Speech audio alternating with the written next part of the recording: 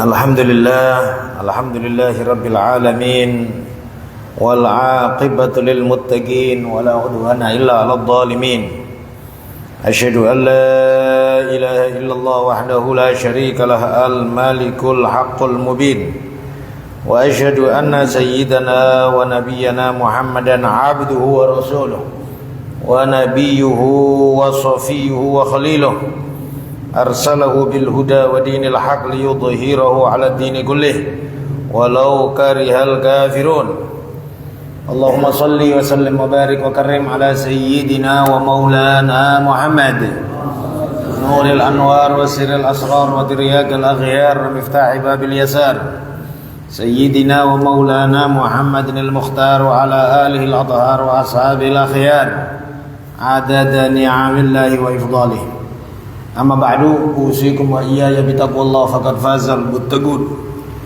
Qala Allah subhanahu wa ta'ala ya ayyuhalladzina amanu taqullaha haqqa tuqatih wa la tamutunna illa wa antum muslimun. Shadaqallahul azim. Ma'asyiral hadirin wal hadirat rahimakumullah. Alhamdulillah atas semua anugerah dan nikmat yang telah diberikan oleh Allah Subhanahu wa taala kepada kita semuanya, baik nikmat zahir maupun nikmat batin, nikmat yang dirasa oleh jasmani atau rohani, dan semua anugerah Allah Subhanahu wa taala mudah-mudahan semuanya mengarah kepada ridho Allah Subhanahu wa taala. Mudah-mudahan insyaallah kita semuanya selalu dalam lindungan Allah Subhanahu wa taala dari penyebab-penyebab penyesalan baik di dunia maupun kelak nanti di akhirat. Amin ya rabbal alamin. Ma'asyiral hadirin wal hadirat rahimakumullah.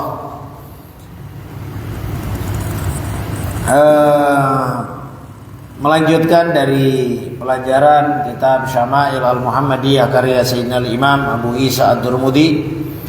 Sebelumnya telah kita membahas tentang hadis yang diriwayatkan oleh Abi Rimthah, dan sudah telah kita jelaskan juga tentang pentingnya memperkenalkan anak kepada baginda Nabi Muhammad sallallahu alaihi wasallam, atau juga mengenalkan Rasulullah kepada anak, dan juga sabda Rasulullah la yajni 'alaika wa la tajni 'alaih, bahwa orang tua tidak menanggung dosanya anak dan anak tidak menanggung dosa orang tua, sebagai bentuk sebagai bentuk rahmat Allah Subhanahu wa taala, bahwa Allah Subhanahu wa taala masing-masing bertanggung jawab kepada apa yang diperbuat dirinya sendiri. Apa yang diperbuat oleh dirinya sendiri. Jadi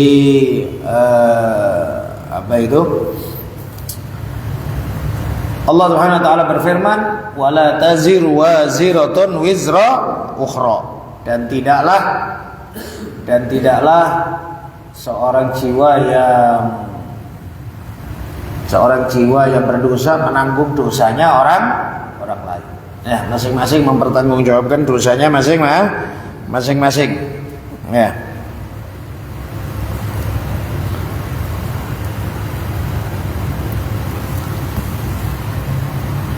Dan rahmat Allah Subhanahu wa taala bahwa dosa tidaklah bisa dilemparkan atau ditanggungkan kepada orang lain, namun pahala bisa diberikan kepada orang lain. Itu diantara rahmat Allah Subhanahu wa taala, dengan banyak hadis, dengan banyak riwayat nas yang dipastikan, semisal badal haji, semisal membayarkan hutang, semisal sedekah untuk mayit dan lain sebagainya. Berapa banyak riwayat-riwayat hadis yang mungkin menjelaskan hal tersebut. Tapi kalau dosa nggak ada, kemudian ngirim dosa nggak ada, atau seseorang dengan angkuhnya, dengan congkaknya kemudian mengatakan kau berdosa, aku yang tanggung jawab, itu nggak ada kayak gitu. Masing-masing orang berdosa ya nanggung dirinya sendiri. Dan sudah kita jelaskan bahwa ucapan Abu Rimthah tentang aku melihat uban Nabi merah, itu disebutkan bahwa hadis ini adalah ahsan syai' fi hadzal bab wa afsar, katanya Imam Durmudi. Ini adalah hadis terbaik di dalam urusan dalam urusan semirnya rambut baginda Nabi Muhammad SAW dan lebih diperjelas dengan warna merah. Qala, hadis yang berikutnya yang ke-45, qala hadatsana Sufyan bin Waqi qala hadatsana Abi an Usyrik an Utsman bin Muhab radhiyallahu an. Utsman bin Muhab ini seorang sahabat ya. Adalah sebetulnya namanya Utsman bin Abdullah bin Muhab, cuman lebih dikenal kepada nama kakeknya, Utsman bin Muhab. Adalah sebetulnya kalau di dalam nama-nama sahabat, rijalus sahabat, namanya Utsman bin Abdullah bin Muhab Al-Kufi. Beliau dari Kufah, dan di antara sahabat yang meninggal dunia dalam keadaan sholat. Ya, dalam keadaan sholat. Su'ila, ditanya siapa? Abu Hurairah radhiyallahu anhu. Abu Hurairah ditanya, hal khadaba Rasulullah sallallahu alaihi wasallam? Apakah Rasulullah bersemir, menyemir Rasulullah rambutnya? Qala, berkata Abu Hurairah, na'am, iya. Sudah kita jelaskan bahwa tentang masalah nyemirnya Rasulullah, hadis yang sebelumnya Sayyidina Anas tidak mengetahui, tapi dialihkan pembicaraan kepada Sayyidina Abu Bakar menyemir dengan merah. Ya, Sayyidina Anas. Tapi di riwayat yang lain Sayyidina Anas juga menyebutkan kalau beliau melihat rambutnya Nabi disemir merah. Disebutkan dalam hadis lain. Berarti ini menunjukkan bahwa mungkin waktu Sayyidina Anas ditanya sebelumnya, Sayyidina Anas tidak mengetahui. Kemudian setelah itu mengetahui. Ya, disinilah di antara salah satu kaedah-kaedah ketika ada perbedaan-perbedaan riwayat. Yang pertama pastinya melihat tarikh. Tarikh itu adalah kapan Nabi bersabda, kapan adanya hadis ini. Maka kalau kapan adanya hadis ini, maka yang terakhir lebih kuat dibanding yang sebelumnya, atau yang kalau sama-sama sahihnya yang terakhir itu menghapus hukum yang sebelumnya. Sebagaimana Rasulullah SAW pernah menyuruh sahabat untuk berwudu dari makan daging onta. Setelah makan daging onta suruh wudu. Wallahu alam apa sebabnya? Wailah sebetulnya daging onta ya lebih kurang juga sama daging sapi, sama dagingnya halal, sama-sama hewan darat, makannya juga hampir sama semuanya ya. Tapi kenapa kok makan daging kambing, daging sapi nggak wajib wudu, tapi makan daging makan daging onta Nabi suruh wudu? Ada beberapa ulama menyebut penyebab-penyebabnya. Di antaranya katanya pada waktu kejadian Nabi nyuruh itu ada bau kentut, tapi semuanya diem. Ya, semuanya diam. Ya. Maka kalaulah umpamanya ada satu orang saja yang berwudu, maka pasti ya dia yang dituduh sama banyak inilah yang wudu ini, kan gitu kan ya dia. Tapi hikmah Rasulullah bersabda, yang makan daging onta sama kami berwudu, falyatawaddo, maka wudulah. Sebagian riwayat mengatakan demikian karena bentuk Nabi menjaga perasaan orang. Dan subhanallah ya, jaga perasaan itu memang ibadah yang sangat besar. Ibadah yang sangat besar, nutupin kekurangan orang. Ya, menjaga mimik muka ketika jumpa sama orang dan lain sebagainya. Itu adalah ibadah besar, jangan dianggap remeh. Ya, bukan kok karena senangnya orang itu, enggak, tapi karena Allah Subhanahu wa taala. Ya. Anda pernah dengar mungkin ceritanya satu orang tabi'in namanya Hatim, dikenal dengan Hatim al-Asom. Asom itu tuli, padahal dia nggak tuli, nggak tuli. Hatim al-Asom. Nah, padahal dia nggak tuli. Faktornya dia pura-pura tuli karena waktu dia jualan ada salah satu ibu mau beli, terus dia terkentut. Maka malulah ibu ini karena terkentut terdengar, gitu ya. Tapi Hatim kemudian pura-pura tuli. Ditanya beli ini, apa bu? Yang keras bu? Nggak dengar. Ulang aja ya. Akhirnya ibu ini dia nggak gini, ya, nah gini nggak nutupi hidup, dan juga dia kayak tuli katanya ibu. Oh tuli udah peka ini orangnya kan ya, nggak denger lah tadi sampai dikenal lah dengan nama Hatim al-Asam. Sebetulnya dia nggak tuli, ulama besar. Gimana jaga perasaan orang? Sampai kalau disebutkan dalam kitab Risalah Al-Qushayriyah di dalam bab futuwah. Bab futuwah. Tadi kehormatan di dalam menjaga kehormatan diri atau orang lain. Futuwah. Itu kalau disebutkan ada masing-masing cerita akan kesabarannya masing-masing. Kemudian satu orang ditanya, gimana engkau? Aku gak punya apa-apa, tapi aku punya orang tua. Yang dia orang tuamu tersebut itu menikahi seorang perempuan.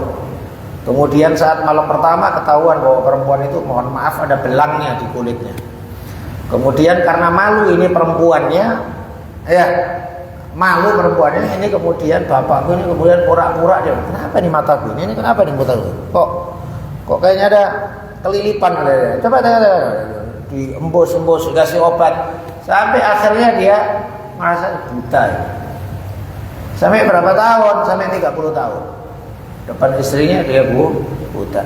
Dalam tanda kutip, pura-pura buta. Sampai meninggal dunia istrinya baru dia melek. Jadi kok selama ini 30 tahun pura-pura? Iya, supaya istriku nggak malu sama aku. Enggak, katanya sabat al-fudyan. Kalau sudah bapakmu ini sudah ngalahkan semua orang-orang yang sabar, katanya gitu ya. Hanya urusan jaga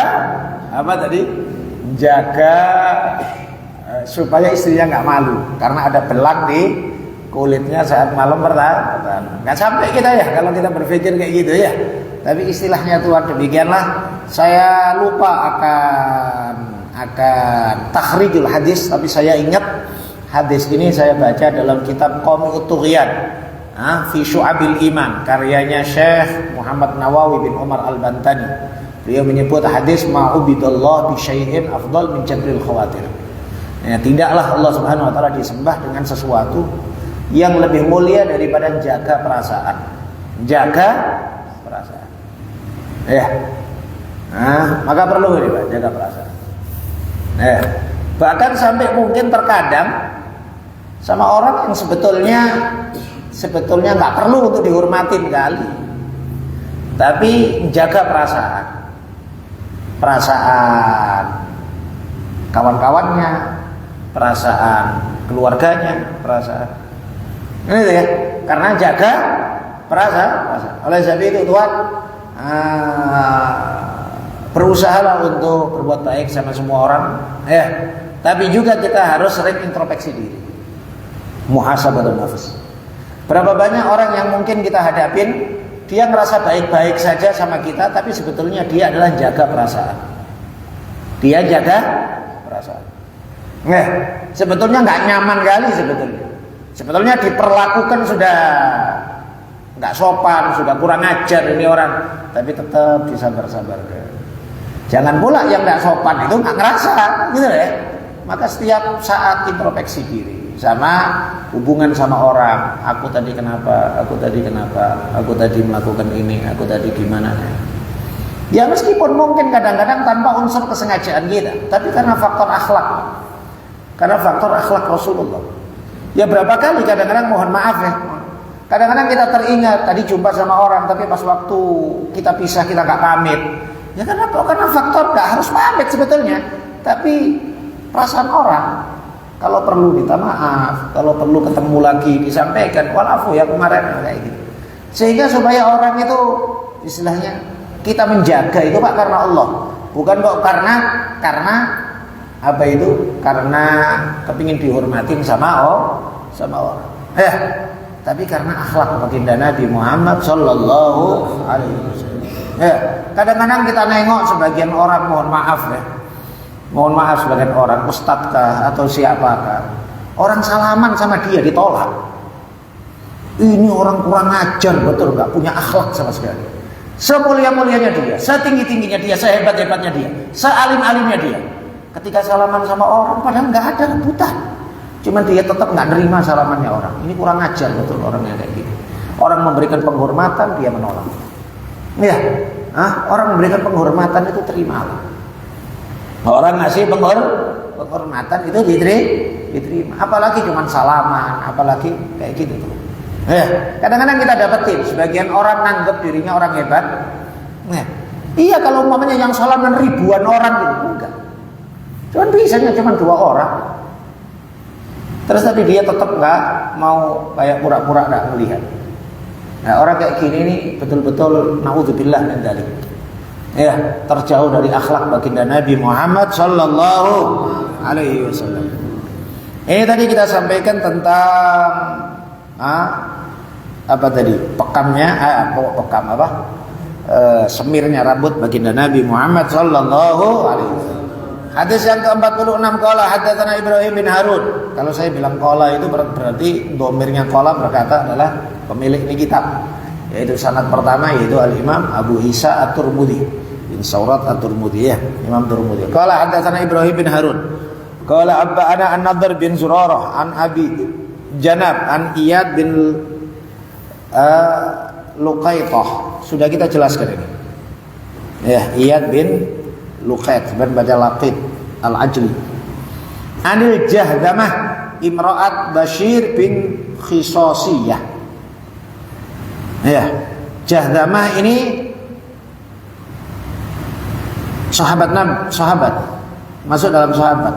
Namanya kemudian diganti oleh Nabi. Namanya diganti dengan Laila. Laila. Tapi di dalam hadis masih disebut dengan nama aslinya Jahdamah. Imra'at Bashir bin Khisasiyah. Istrinya Bashir bin Khisasiyah. Bashir ini juga sahabat Nabi.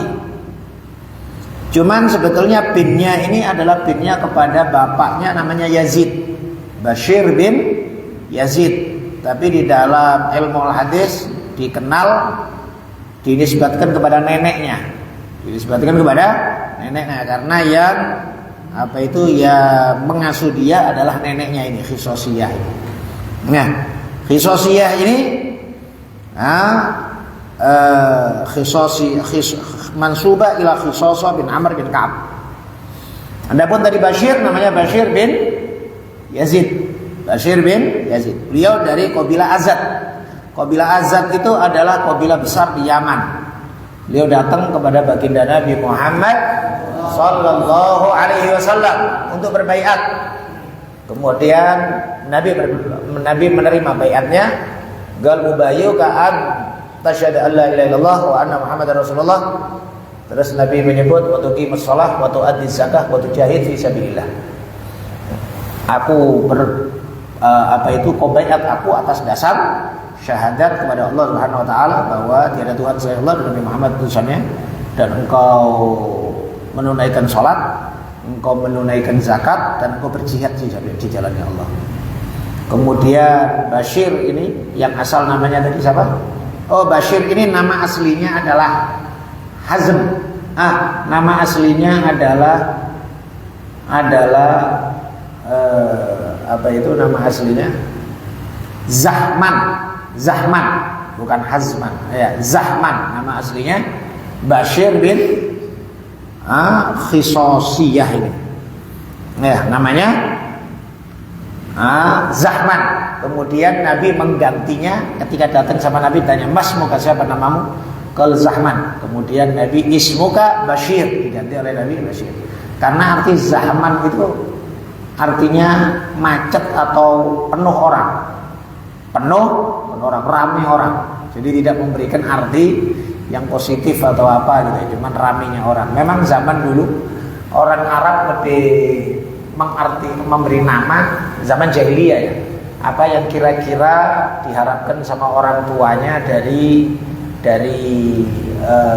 mungkin karena di Badui itu sepi orang, maka dia kepingin rame. Bapaknya adalah Zahman itu rame. Ya macet, Zahman, mobil macet gitu ya, Zahman namanya. Kemudian Nabi nyanyi nama Bashir. Sama juga kalau Sayyidina Ali bin Abi Thalib waktu lahir Sayyidina Hasan, beliau mengatakan fa'azamtu an usammihi harban. Aku kepingin kali bersungguh-sungguh aku akan kasih nama Harb. Harb itu apa? Perang. Karena emang orang Arab istilahnya ya kasih nama-nama yang kayak gitu, kasih nama-nama keren. Perang, ya, batu cadas besar, ya. Sufyan bin Harb bin Sohr, Abdurrahman bin Sohr, Sufyan bin Harb. Harb itu adalah perang, ya. Abdurrahman bin Sohr. Sohr itu batu besar, batu cadas besar. Jadi kasih nama-nama yang keras gitu. Gal saat jumpa Nabi bersabda samainahu Hasan. Aku ngasih nama Hasan. Aku ngasih nama Hasan. Waktu lahir tahun berikutnya Sayyidina Husain, katanya Sayyidina Ali. Sekarang adiknya aku kasih nama Harb. Gitu ya. Masih kepingin Harb.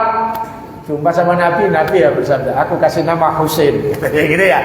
Aku nama Husain. Walhasil ini tadi Tuhan kita sampaikan bentuk apa itu. Nabi kadang-kadang ganti nama ya. Yang tidak bagus diganti supaya lebih bagus ya. Nah, tadi kita sampaikan datang sama Nabi si Bashir ini kepingin berbaiat sama Nabi. Nabi kemudian bersabda, kau baiat aku atas syahadat pada Allah tiada Tuhan selain Allah dan sesungguhnya Muhammad adalah utusannya. Terus kau menunaikan atau menegakkan sholat, menunaikan zakat dan berjihad di jalan Allah. Kemudian si Bashir ini mengatakan, ya Rasulullah, untuk syahadat untuk sholat aku yakinkan diriku untuk bisa ya Allah. Tapi kalau untuk zakat ya Rasulullah, aku ini orang miskin ya Rasulullah. Aku orang miskin ya Rasulullah.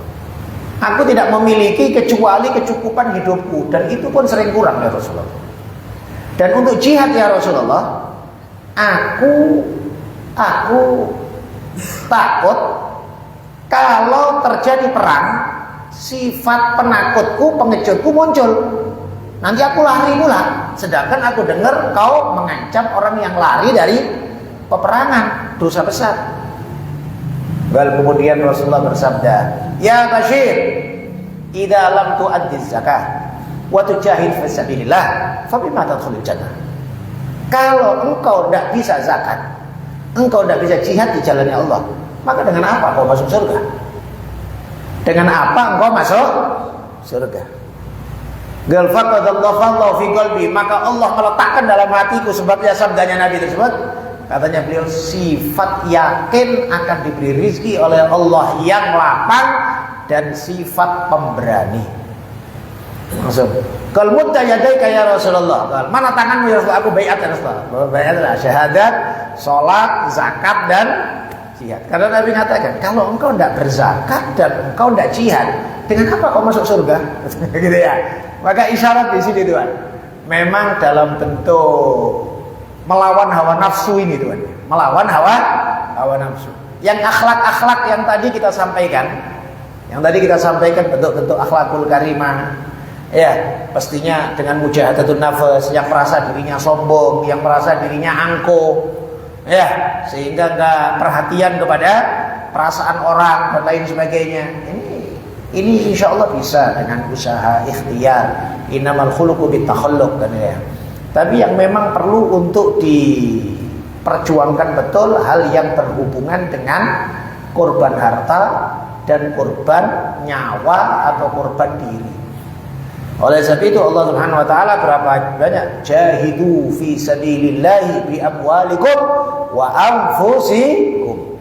Berjihadlah kalian di jalan Allah bi amwalikum dengan harta kalian, wa anfusikum dan diri kalian. Ya. Ayat Allah membeli kita, innallaha ashtara minal mu'minina anfusahum wa amwalahum bi anna lahumul jannah. Sesungguhnya Allah membeli di antara dari kalian harta kalian dan jiwa kalian dan dibayar oleh Allah surga. Maka dua ini Tuhan, harta dan diri, jiwa. Memang harus Tuhan. Ya, harus memang bentuk jihad. Ya, bentuk ini tadi sampai sabdanya Nabi, kalau engkau tidak berzakat, engkau enggak jihad, dengan apa kau masuk surga? Akhirnya, alhamdulillah dengan sabdanya Nabi, hatinya dipenuhkan oleh Allah Subhanahu wa taala. Sifat apa tadi? Sifat yakin akan. Ya, kalau umpamanya sekarang kita enggak wajib zakat, jangan pula kemudian enggak usah zakat aku. Jangan gitu. Ya kan? Ya, pokoknya niat. Maka di antara niat yang bagus, untuk mencari harta itu Anda niatkan untuk bisa zakat. Bukan niat untuk mengumpulkan numpuk harta. Tapi niatkan, nggak apa-apa kalian numpuk harta, kalian kaya, kalian cari duit banyak, tapi bilang sama Allah, ya Allah, beri aku rezeki yang lebih ya Allah untuk aku bisa zakat.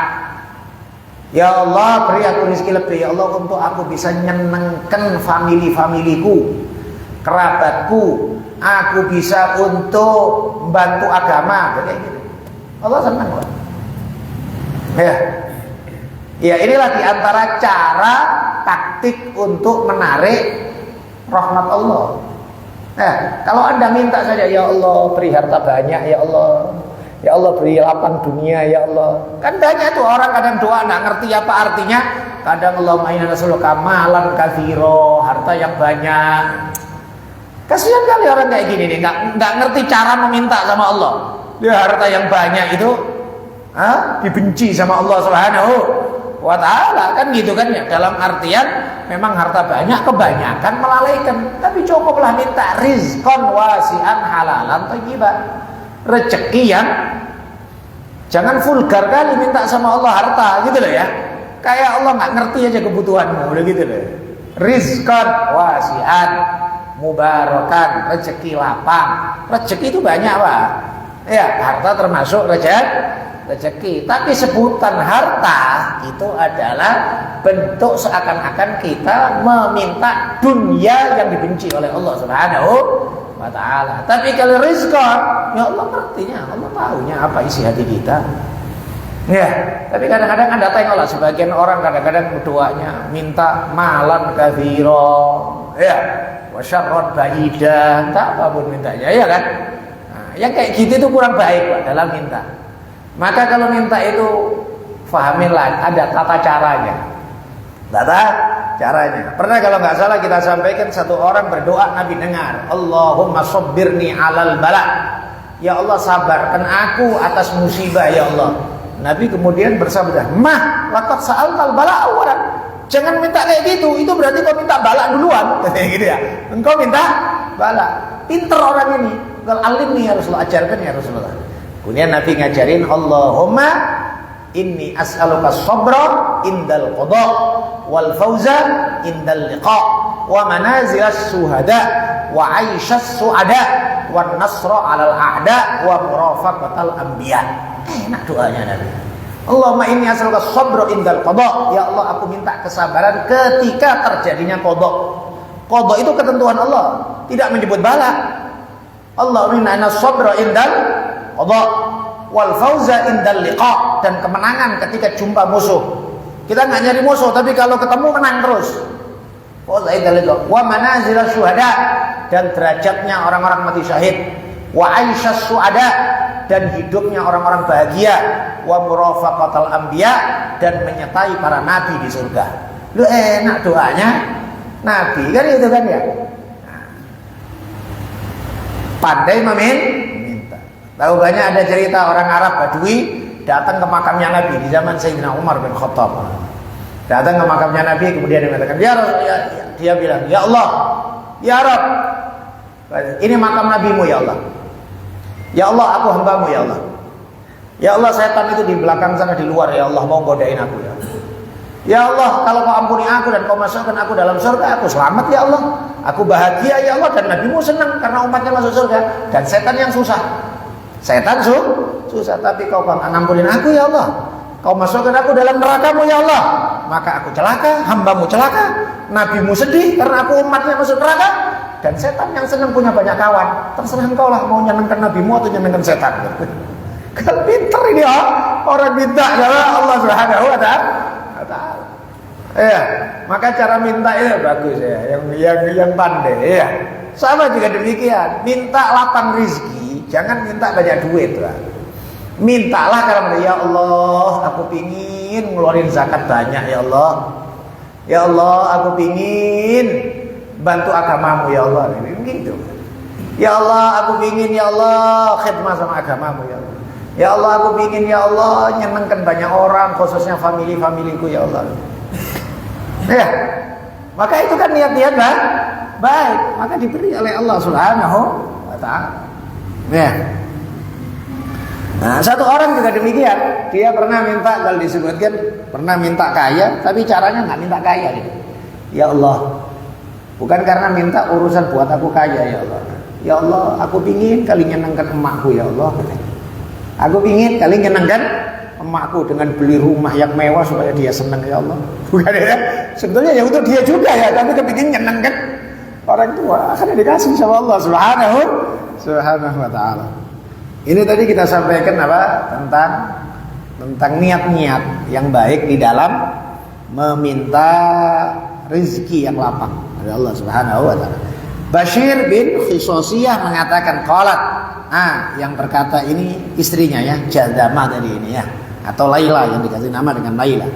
Laila berkata, "Ana ra'aitu Rasulullah sallallahu alaihi wasallam yakhruju min baitihi yanfudu ra'sah wa qad ightasal wa bi ra'sihi rad'un min hinna aw qala rad'un min hinna aw qala rad'un syakka fi hadha asy-syekh." Ana ra'aitu, aku melihat Rasulullah sallallahu alaihi wasallam keluar dari rumahnya yang fudu ra'sah, mengibas-ngibaskan rambutnya, wa diightasal. Jadi rambutnya digibas-gibaskan setelah mandi.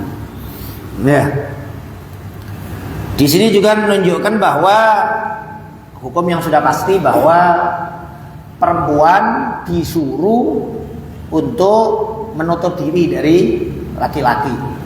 Tapi laki-laki tidak ada perintah wajib menutup diri dari perempuan. Kenapa? Ya karena laki-laki ada banyak tugas. Ada banyak tugas berbeda dengan perempuan. Sifatnya perempuan itu, perempuan ahli surga disebutkan maksuratun fil khiyam. Mereka hanya melulu di dalam rumah saja, di istana surga, hanya melulu di istana surga, nggak jalan-jalan. Yang jalan-jalan laki-laki.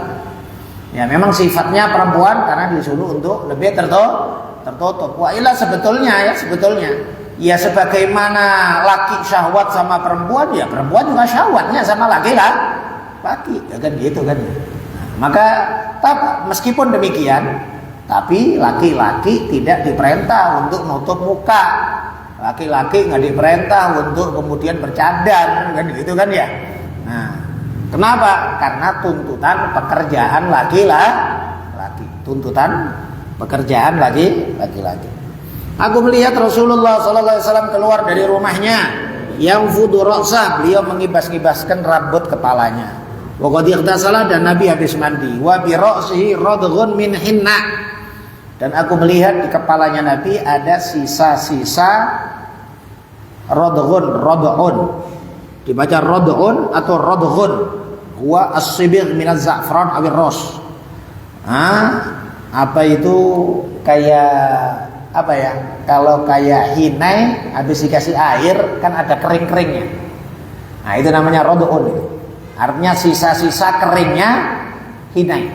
Sisa-sisa keringnya hinai. Jadi masih nampak sisa-sisa keringnya hinai. Ya. Min hinain, dari hinai. Au qala radghun. Bahasa hadis ini syakkar rawi, yang rawi ragu apakah bahasanya radghun atau radghun bahasanya, karena ini bahasa yang agak aneh. Dicari di kamus repot. Radghun atau radghun, tapi dalam tafsir, dalam syarah-syarah hadis disebutkan adalah bekas-bekas apa itu? Bekas-bekas keringnya hinai. Ya bisa jadi, kenapa kok masih ada bekas-bekasnya? Bisa jadi pada zamannya Rasulullah air agak kurang, sehingga Nabi mandinya sedikit dengan menggunakan air. Dan juga ma'ruf di dalam fikih disebutkan Nabi berwudu dengan air kadar 1 mud, kalau mandi dengan air kadar 1 sok. 1 mud itu 6 on 7 on, berarti wudunya itu nggak sampai 1 liter, Pak. Nggak sampai 1 liter. Ini berapa ini? Ini 330 mili. 330 mili. 2 kali inilah wudu. 2 kali ini wudu. Terus kemudian mandi 1 sok. 1 sok itu 4 mud. Berarti nggak sampai 3 liter. Nggak sampai 3 liter. Jadi kalau umpamanya mandi air botol mineral itu yang besar, itu biasanya 1,5 liter itu ya. 2 itulah. Berarti istilahnya penggunaan air dalam wudhu dan mandinya Nabi itu sedikit. Dan bukan berarti sedikit itu kemudian tidak sempurna.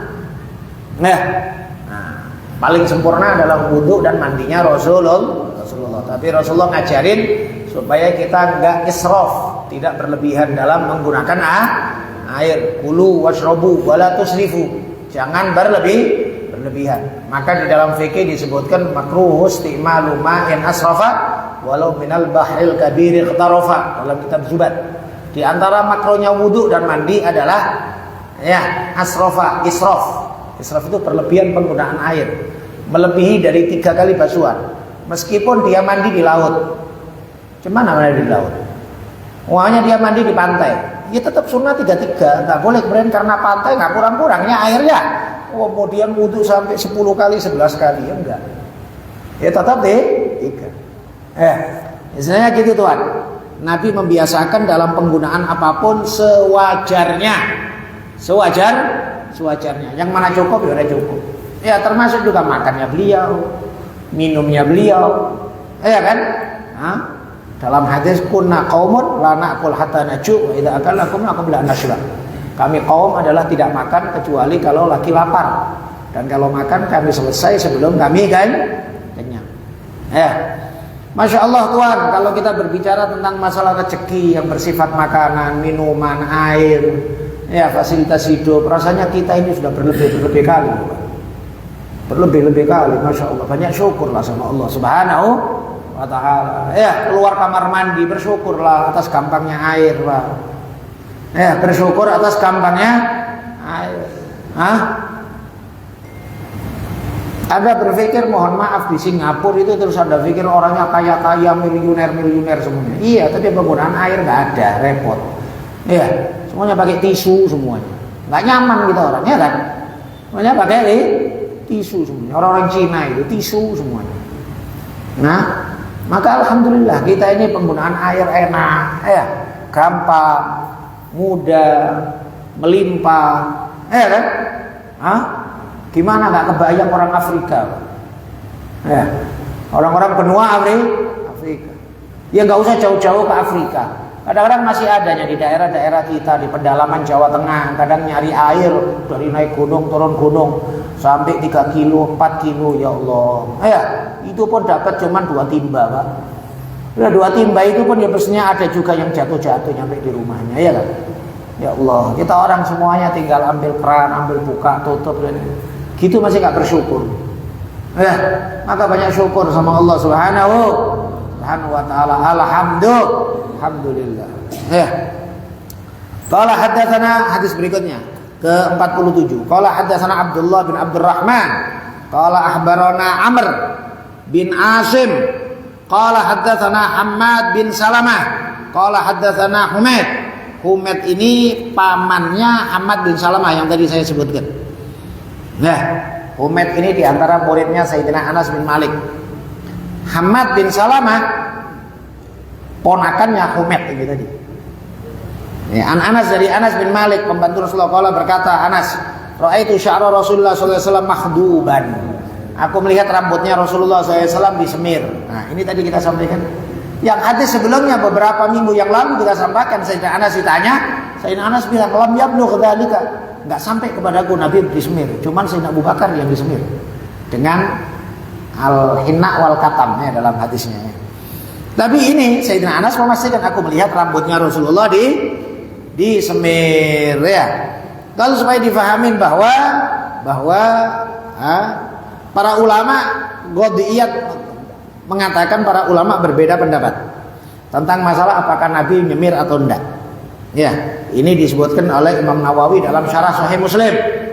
Perbedaan para ulama. Ya. Kebanyakan mazhab Maliki mengatakan tidak boleh disemir. Kebanyakan mazhab Maliki tidak usah pakai maksudnya nggak boleh, maksudnya nggak ada dalil Nabi nyemir. Nggak ada dalil Nabi nyemir. Menurut mazhab bukan masalah halal atau haramnya. Sudah taqaddamna tentang masalah apa yang masyhur dari mazhab-mazhab 4 mazhab ini. Ya. Tapi muhaddisin yang lain mengatakan bahwa Nabi menyemir dengan hadis Ummu Salamah, hadis Ibn Umar, bahwa beliau melihat Nabi menyemir dengan kuning. Nah, maka disebutkan bahwa para ulama menggabungkan antara hadis-hadis ini, menggabungkan hadis ini dengan beberapa hal. Di antaranya adalah bahwa dalam kaidah apa itu fikih yang disebutkan bahwa dalam usul fikih ya, al-mutsbit yang menetapkan itu lebih kuat daripada yang menafikan. Yang menetapkan lebih kuat daripada yang menafikan. Berarti yang menetapkan itu ada tambahan pengetahuan. Kalau sama-sama orangnya bisa dipercaya, dan mestinya semua sahabat bisa dipercaya. Ya, tak ubahnya umpamanya Anda dikabarin sama orang. Tadi ada kecelakaan di ring road. Satu orang mengatakan, aku tadi lewat, gak ada kok kecelakaan. Ya, satu mengatakan ada, satu mengatakan tidak ada. Kalau dua-duanya sama-sama dipercaya, ya lebih kuat yang bilang ada kecelakaan lah. Berarti yang ada kecelakaan berarti dia melihat adanya kejadian. Yang nggak melihat, ya karena dia nggak melihat, bukan berarti karena nggak melihat tidak ada kejadian. Mungkin saja dia datangnya sebelum itu, ya, atau mungkin saja dia lewat yang jalur lain, atau mungkin saja dia itu nggak perhatian, macam-macam. Ya, maka ada kaidah fikih al-mutsbit aqwa minan nafi, yang menetapkan itu lebih kuat daripada yang menafikan.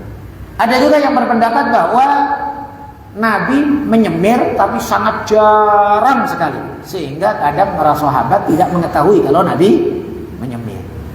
Ya, ada juga yang mengatakan dari apa itu yang riwayat Ummu Salamah tadi, bahwa Ummu Salamah ini perhatian untuk ikram Nabi selalu disediain madu dan minyak, karena Nabi senangnya madu sama minyak. Jadi minyak wangi, minyak rambut, minyak apa, Nabi itu suka kebersihan dan wangi-wangian. Maka Ummu Salamah ini diantara istri baginda Nabi Muhammad SAW yang sangat perhatian akan hal tersebut. Ya, semua istri Nabi itu memiliki keistimewaan masing-masing, Pak. Tapi Ummu Salamah ini yang diantara yang agak keren dikit. Maksudnya agak keren itu apa? Padahal Ummu Salamah itu istri Nabi yang paling tua umurnya. Istri Nabi yang paling tua umurnya dan memiliki anak banyak dari suami sebelumnya. Punya anak banyak. Tapi Siti Aisyah yang disebutkan istri paling muda, ya, yang paling cantik, yang paling cerdas, Siti Aisyah pernah berkata, tidak ada wanita yang bikin aku cemburu melebihi Ummu Salamah. Kok bisa gitu loh? Ummu Salamah padahal yang tertua, yang punya anak banyak. Ya itu tadi, Pak.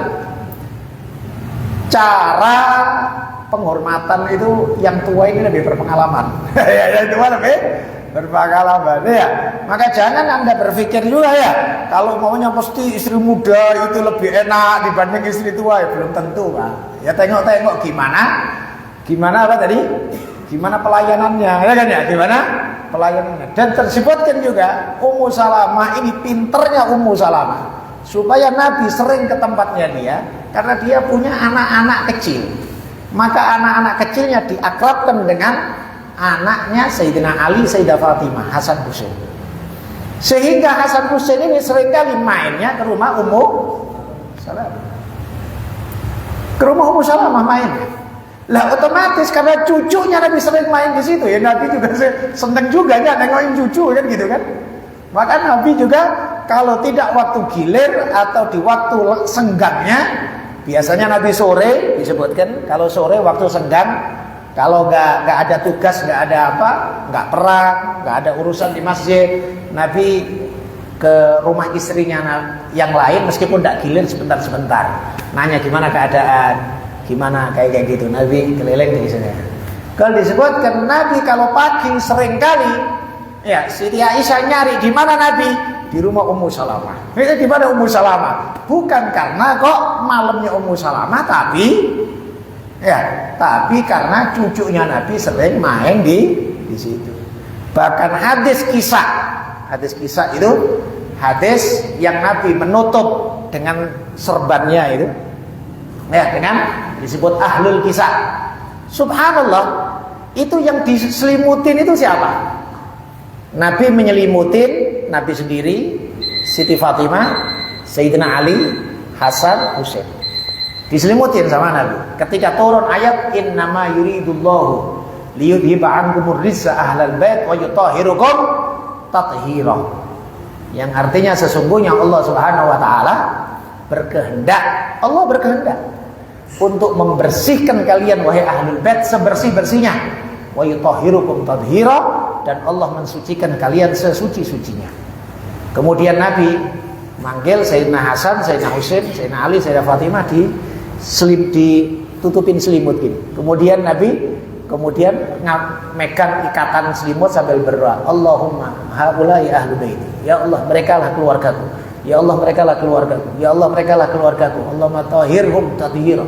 Ya Allah, bersihkan mereka sebersih-bersihnya, sucikan mereka sesuci-sucinya. Kalau disebutkan dalam riwayat, malaikat Jibril langsung turun dari langit memasukkan kepalanya ke dalam masukkan kepalanya ke dalam apa itu, selimut gitu. Kalau disebutkan para ahli hadis, kejadian ini bukan kejadian di rumah Rasulullahnya atau di rumah Sayyidina Ali atau Siti Fatimah, tapi kejadiannya di rumah Ummu Salamah. Kejadiannya di rumah Ummu Salamah. Semua juga deh gimana Ummu Salamah ya. Ummu Salamah ini Masya Allah, ya, meskipun tua tapi bentuk tadi ikromnya Ummu Salamah, setiap Rasulullah datang selalu dikasih madu karena sukanya Nabi madu, dan juga dikasih minyak-minyak, apakah minyak untuk baju ataukah untuk rambut. Sehingga disebutkan kalau setiap keluar dari Ummu Salamah selalu kalau ada ubannya mesti ketutup sama minyak. Kalau ada uban-uban atau apa ketutup sama minyaknya. Itu diantara tadi kita sampaikan perbedaan para ulama menyikapin akan perbedaan hadis tentang masalah khidab atau nyemirnya Rasulullah Sallallahu Alaihi Wasallam. Kita akhirin Al-Fatihah. Iya karena udah iya. Siratal ladzina an'amta 'alaihim ghairil maghdubi 'alaihim waladhdallin. Amin. Dan diingatkan insyaallah hari Selasa esok adalah tanggal 10 Muharram, yaitu hari Asyura. Yang punya kesempatan untuk puasa diambil kesempatan dengan baik. Dan termasuk juga amal-amal Asyura adalah melapangkan rezeki untuk keluarga. Jadi keluarganya disenang-senangkan. Disenang-senangkan. Ya banyak riwayat-riwayat, tapi riwayat yang sahih adalah puasa dan juga melapangkan rezeki untuk keluarga. Dalam sebuah riwayat, man wassa ala iyali yauma asyura wasallallahu lahu rizqatulah sanati. Siapa yang melapangkan rezekinya di hari Asyura kepada keluarganya, maka Allah akan melapangkan rezekinya dalam 1 tahun penuh.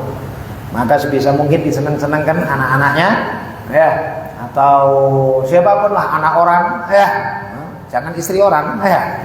Jangan istri orang, anak orang disenangkan boleh lah, ya kan gitu kan ya.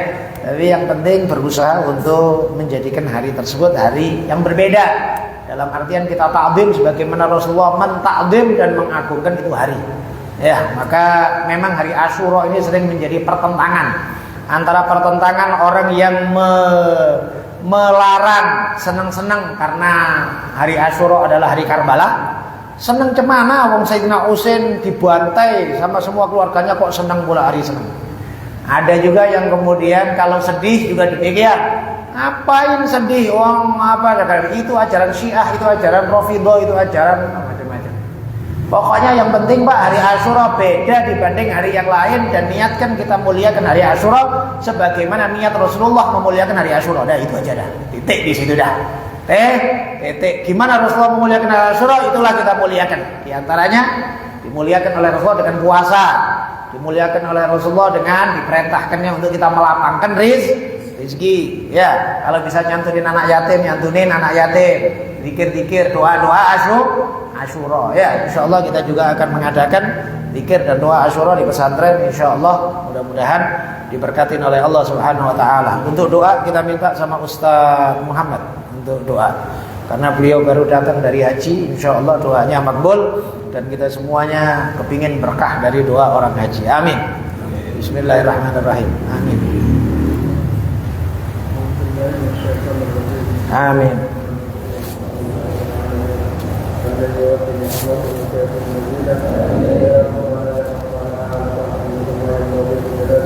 Amin.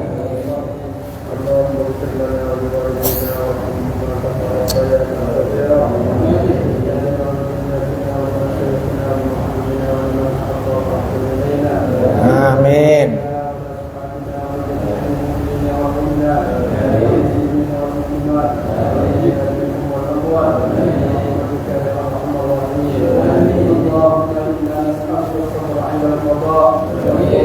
Amin.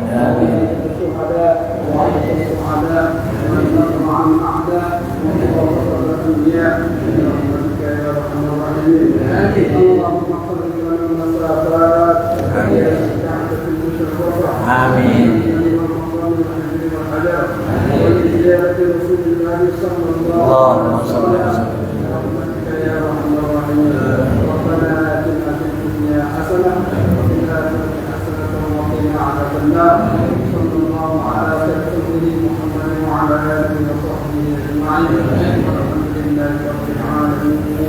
Alhamdulillah, terima kasih. Mudah-mudahan insyaallah doa makbul, insyaallah barokah dari haji dan kita juga ikut senang ikut mendoakan haji mabrur wa sa'ya masyhur wa dhanban maghfur kepada semua yang berangkat haji, khususnya Ustaz Muhammad, Pak Hen dan juga semuanya.